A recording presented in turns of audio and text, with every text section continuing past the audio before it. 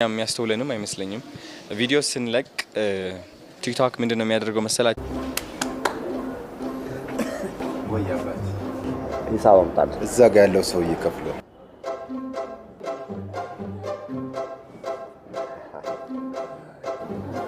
ታጋለሽ እኔ በሄድኩበት በጣም ወዳጄ ብዙ ነው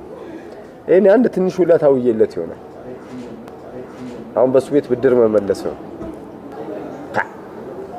ግርማ ሞገሱን አየሽ እንዴት እንደሚያምር